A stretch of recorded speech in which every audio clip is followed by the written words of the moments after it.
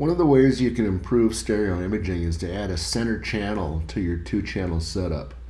Now, what does that mean? I mean, with the surround sound folks would say, yeah, we've been doing that all along.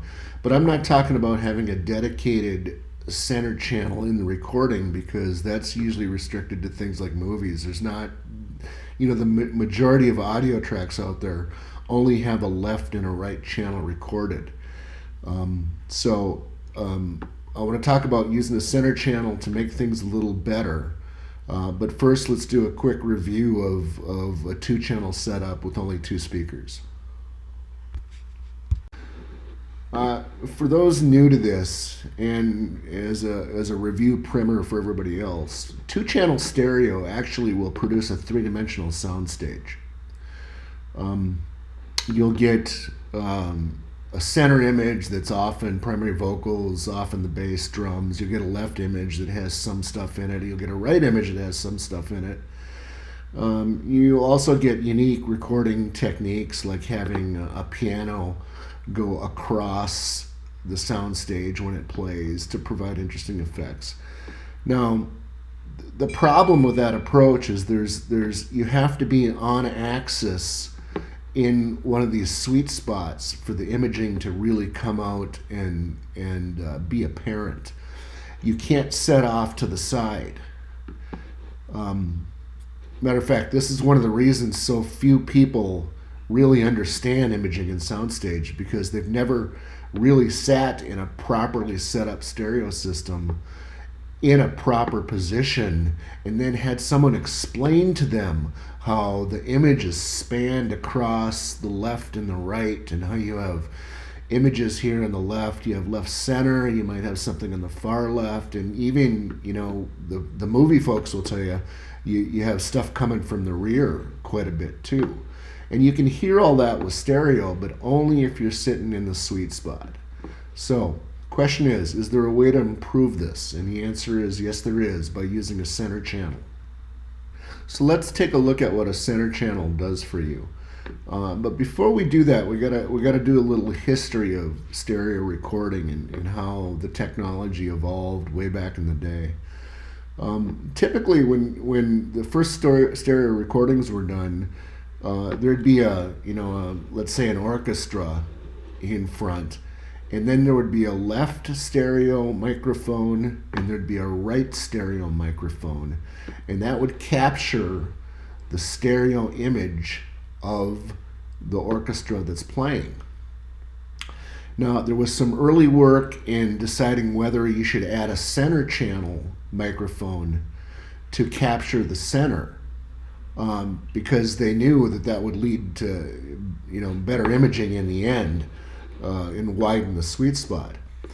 But now this might be anecdotal, but I've heard that one of the reasons they ended up not going this way is because there was only a left and right groove in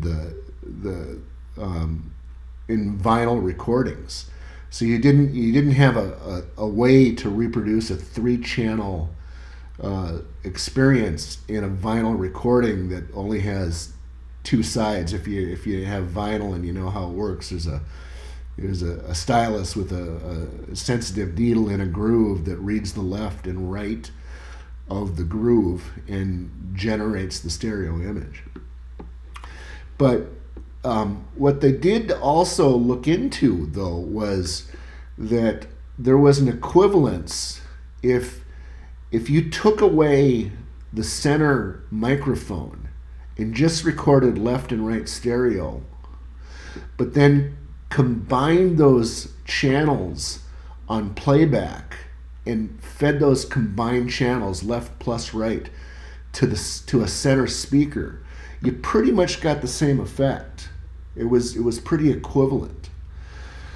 Now most of this is just lost to history. I've never run into, I don't run into a lot of people that understand this anymore, because it's just lost to history. But the net of it is, if you were to do this, if you were to take your left speaker channel and your right speaker channel and feed it into an amplification system where you had a third output, just like the surround sound guys would tell you, a center channel, but this time the center channel is combined left and right. You get a center image that's a lot stronger, and it allows you to widen the sweet spots. Now, instead of just being on axis and getting all this imaging, you can set off to the side a little further, and you can get better listening points within the room and still maintain the center image and the sound stage. So the question is, who should go out and do this? I set this up once, and I thought it really improved things, but only if I wanted to have multiple people listening at the same time, which means widening your listening area. I've gone to a few audio shows where they set up demonstration booths in hotel rooms and show off their stereo gear.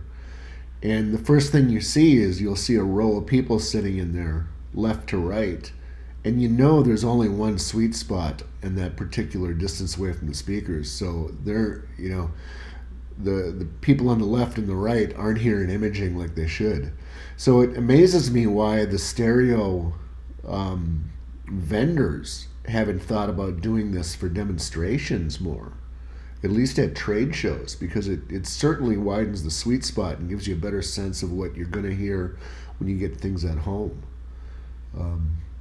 Now it's not trivial to set up, because you have to run the signal from the left and the right output of your preamplifier into an additional power amp channel, and then have that power amp feed the center speaker.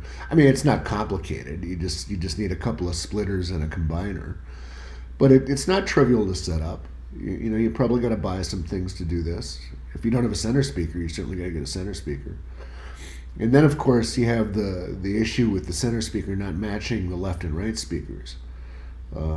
So that's something you have to take into consideration also. Ideally, you have 3 speakers of the same make and model in all positions, but that's not typically how people do it. Typically, how the surround sound people do it is they have a different speaker in the center position, and it at best has similar sound characteristics to the left and right.